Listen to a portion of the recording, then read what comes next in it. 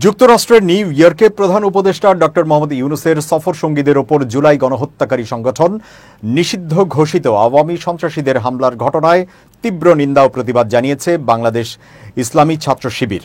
বুধবার এক যৌথ প্রতিবাদ বার্তায় ছাত্র শিবিরের কেন্দ্রীয় সভাপতি জাহিদুল ইসলাম ও সেক্রেটারি জেনারেল নুরুল ইসলাম সাদ্দাম একথা জানান।